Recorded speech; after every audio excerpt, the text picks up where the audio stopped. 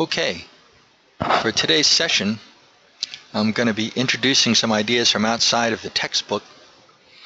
The chapter on leading change in the textbook is really quite good and offers a lot of really useful thoughts, but I thought I would introduce you to some ideas that have been offered over the last couple of decades by John Kotter from Harvard.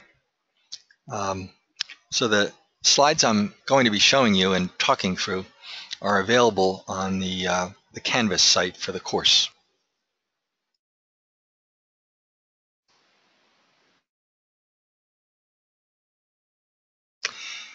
I'm going to skip through a few slides here and just kind of give you a feel for some of the things that are available here in this slide set.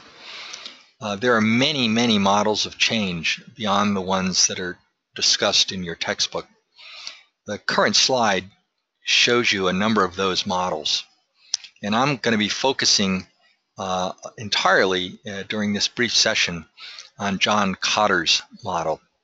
But as you can see, there are many other models there, and you're welcome to look at them if you're interested in the topic of leading organizational change. So let me slide to John Kotter's model here, and we'll walk you through the basic steps of that.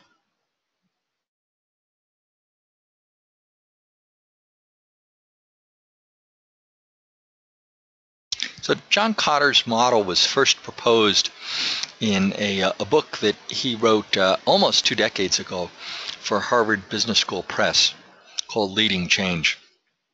He's written any number of Harvard Business Review articles on the topic, and most recently he kind of brought some stuff up to date for different kinds of change initiatives with a 2012 Harvard Business Review article. But we're going to be looking at the kind of classic John Kotter model here.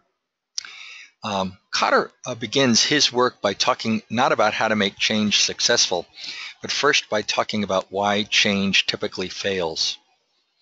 And his first point is that people tend to not establish a sense of urgency, no sense that things really need to change right now, that this is the moment. In the case that you were assigned for this week, I think we could argue that people at Overtown Hospital might not have any sense of urgency as to why is this so important? Why do we have to go through this merger process now? Most often people will say, look, there are problems, but it's really okay. And therefore there's no need to make any kind of drastic changes. And Kotter says in the absence of that sense of urgency, a change is almost destined to fail. The second point that Kotter makes is that generally there's no powerful guiding coalition to lead the change. Notice that he uses the word coalition rather than a single leader. Kotter emphasizes from his research that single leaders are almost always incapable of bringing about large-scale change, that there needs to be some kind of a coalition of people, and those people need to be highly respected and highly regarded, and they should be from what are referred to as line departments or line organizations. They shouldn't be from staff. That is, they shouldn't be from places like planning or human resources. They should be people who are central to the organization. If you're in a manufacturing organization and you want to make large-scale change, you're generally looking for the senior vice president of manufacturing to be leading that initiative. When I worked in the casino industry almost 30 years ago, if a change was going to take place and it was going to be taken seriously, there was only one of the vice presidents that really mattered. That was my boss, who was the senior vice president of the casino itself. The senior vice president of finance, senior vice president of human resources, the heads of security, vice president of hotel and restaurants, those people were generally not associated with serious change. When serious change was happening, it was something being sponsored by the most important line leader. And in a casino, the most important line leader is the person who heads up the casino itself. If you're in a company like Procter & Gamble, that might be the people who head up product development or the people who head up marketing. Bottom line is these need to be key line people, and there needs to be a coalition of them who are going to lead the change initiative. Very frequently, change fails because there's no vision, no clear, compelling, engaging vision. I think we can all look at the case of Overtown Hospital and see that there isn't any clear vision that's been put forth by the CEO in the CEO's letter to employees. And in the absence of a vision, people just become disengaged. They don't see, where is this heading? How is this good for me? Does this really make sense? Now, visions are not complicated binders and programs and notebooks and things like that. John Kotter always argues that you should be able to describe a compelling vision in less than 5 minutes and obtain people's interest and engagement. If you can't do that, you probably don't have a compelling vision. Now, let me be clear. I think any number of vision statements that I have read are silly. They sound to me like Dilbert cartoons. They just kind of often appear to be a bit nonsensical. But not all vision statements are like that, and some vision statements can be quite compelling. And there's actually some really good research on the power of visions to impact businesses. And I thought I'd briefly take a detour and share some of that with you. This comes from a study that's about 15 years old. It was published by a set of researchers who were based at the University of Maryland. And they were looking at how vision affected the performance of entrepreneurial firms. And here's how they did their study. They identified 183 entrepreneurial firms. In each of these entrepreneurial firms, the entrepreneur, that is the person who started the firm, was still there as the chief executive officer. In each of the 183 firms, they also were able to work with a single kind of randomly selected employee participant, somebody who worked for the firm who was not the CEO. They asked the CEOs to provide a description of each company's vision, as well as gathered data about the company's financial performance. Some companies had a written vision statement, others did not, but if that was the case, they would ask the CEO to just write down what is the vision. You know? They would double check the financial performance provided by these entrepreneur CEOs against financial data that was available in Dun & Bradstreet to ensure that the financial data that were provided were indeed very accurate. Once they got these vision statements from these CEOs, they rated the visions on 7 attributes. In general, people who've written about vision statements argue that effective vision statements tend to have 7 qualities. They're brief, they're very clear, they're somewhat abstract. That is, they don't sound like really specific tactical goals. They're a bit more abstract than that. They're challenging. They're focused on the future, not on the present. They're written in a way that they're likely to have some element of stability. That is, this vision would probably still make sense a year, 2 or 3 years from now. And they have some inspirational kind of language in them. Also, effective image statements often contain some kind of growth imagery, referring to growth of profits or sales or employment or market share or product offerings, but some images related to growth. Okay? So the researchers rated these. They rated these without having looked at any of the financial data of any of these entrepreneurial firms. They also asked the employee participants whether or not they had heard the CEO talk about the vision and whether or not the vision statement was written and available for everybody. They looked at, over a 3-year period, 3 interesting data points. They looked at the average annual growth in sales for each of these entrepreneurial firms. They also looked at the annual growth in employment on average over that 3-year period. That is, how quickly were the number of employees growing in these firms. And they also looked at bottom line, that is profit. Right? So look at sales growth, that's top line. Look at profit growth, that's bottom line. And they look at employment growth. They combine these into a composite measure of the performance of these entrepreneurial firms, and they called that venture growth. In their analyses, they controlled for a number of things in terms of how big the organization was, how old it was, and the organization's prior financial performance. Here's what they found. Of all the companies that they looked at, again, there are about 180 or so, 127 of them had a vision statement, but 56 did not.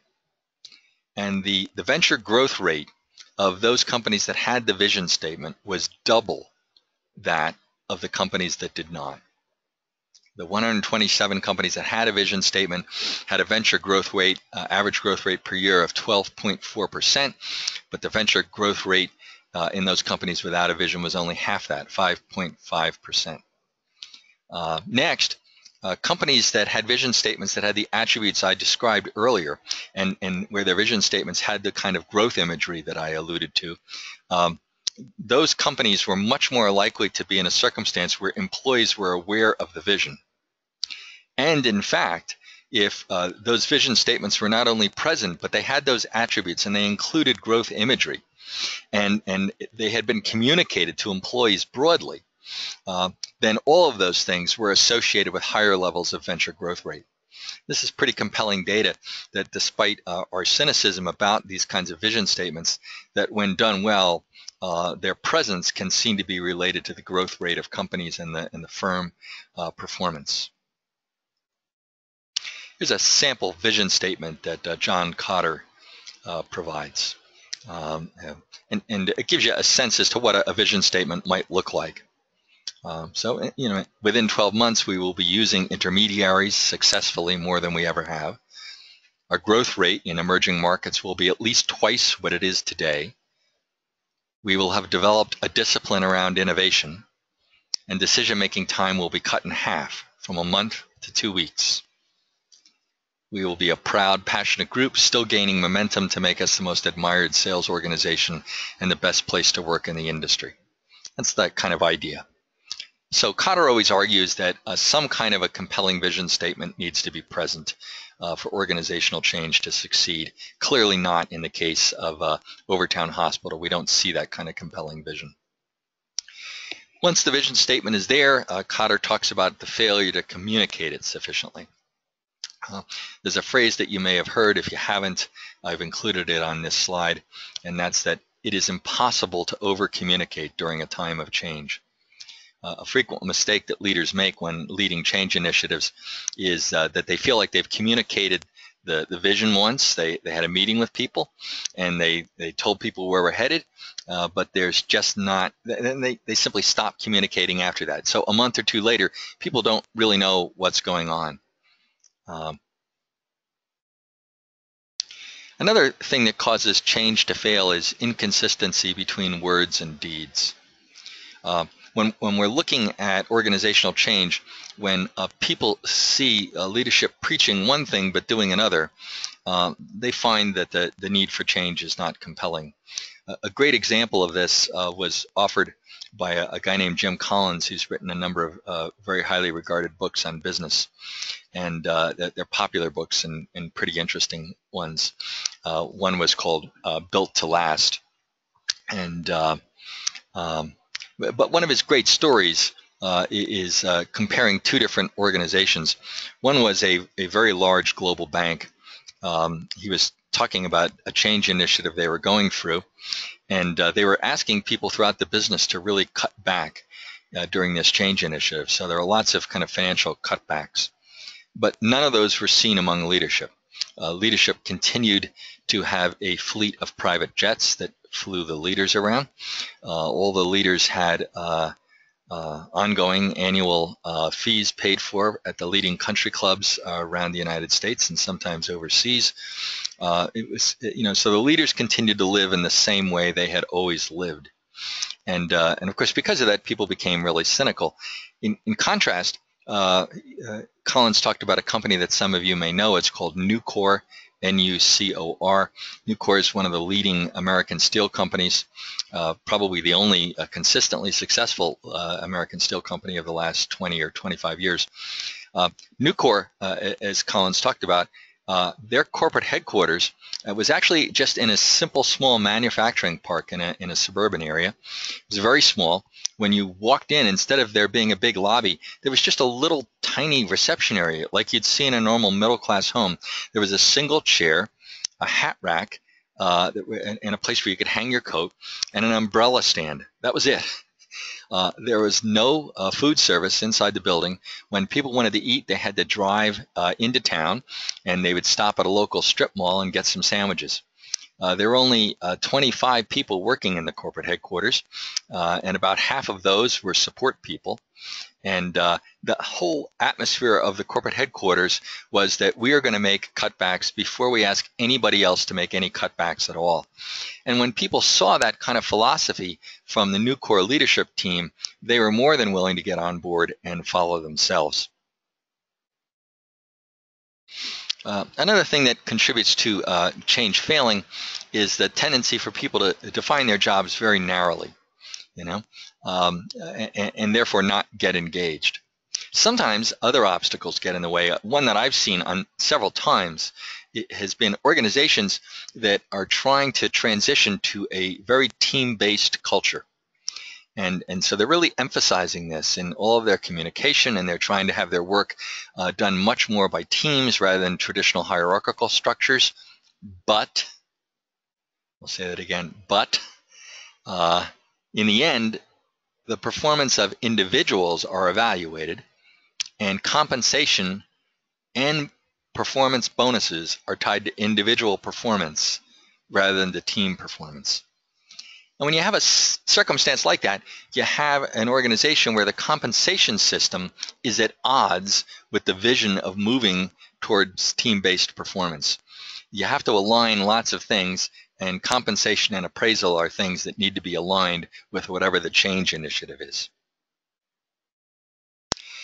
Another classic problem is the failure to create some short-term wins. If people can't see something happening very quickly, they lose interest in the change initiative. You may have heard people talk about the phrase low-hanging fruit. And I've heard any number of leaders talk about the term low-hanging fruit when they move into a new organization. And what they mean is that they're looking for something that they can accomplish quickly and that will make an impression and that will show that things are going to be different. That has to happen really quickly, and those things need to be communicated widely. So you don't want the initial efforts and changes to be something that won't appear for 12 months. You need to at least find some short-term wins that can appear and be visible and widely shared within the first several months. It's also really important to sustain the effort over time. Oftentimes efforts die out after just a couple of months, and people kind of slip back into their old habits.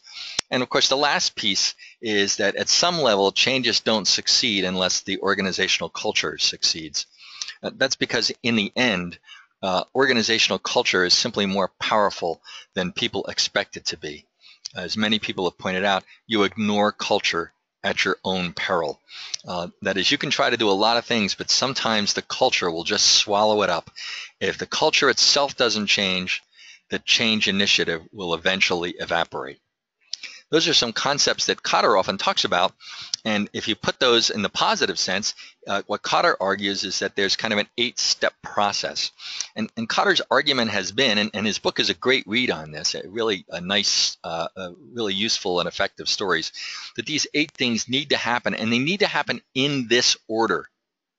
I want to emphasize that, in this order. That leaders first need to begin to establish a sense of urgency. Why do we have to change now? They need to create a guiding coalition, and that guiding coalition needs to be respected. This would have a lot to do, for example, with who would be the members of this this change task force that's discussed in the Overtown case.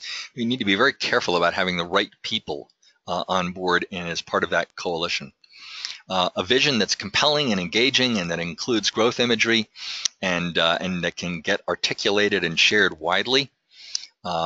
Some broad-based action that will generate some short-term wins. And those are really key things for moving change forward. And so that's kind of a bit of John Kotter's model. I hope that's helpful. It provides a bit of a contrast from what's discussed in the textbook. And I think it's always a good way of thinking about things. I'll close by just mentioning that I've said this earlier in the semester, but we have a new president at LaSalle University, our first non-Christian Brother president, our first woman president. She has come into a circumstance where a lot of change is needed. And one of the first things she really needed to do is establish a sense of urgency. And she did that really quickly within her first couple of weeks on campus by just holding open meetings where everybody could come into the theater, and she would just meet with people at times, and people could ask any questions they wanted. And she was enormously clear and straightforward about the financial situation of the university, and how the situation was really quite dire and immediate action needed to be taken. And in fact, within 7 weeks of arriving, she did take that action. She then quickly created a guiding coalition of people, including a couple of really pivotal and important leaders from throughout different parts of the organization, headed up by a guy who's very respected in the organization, who's now the provost. And their job was to lead an initiative that she was bringing forward to prioritize the academic programs throughout the entire university and decide which ones needed to get resources and which ones might actually need to be dropped. And she began to talk about what this vision would look like. How long would it take? What would happen? She shared what had happened at other universities who have adopted this approach, and then communicated this widely and regularly. Every week or two, she's sharing information with everybody by way of email and by way of posts on the LaSalle website, broadening engagement in the process. She's also involving every single department in the process, and she's now talking about that. And as I watch her, I don't know that she's ever read John Kotter, but I think that what she's really done is kind of launch in literally her first about 3 months here at LaSalle many of these initial steps that Kotter would argue are important for successful change. So that's a brief introduction to John Kotter. Hope you find it helpful, and hope you have a good week. We will see you soon.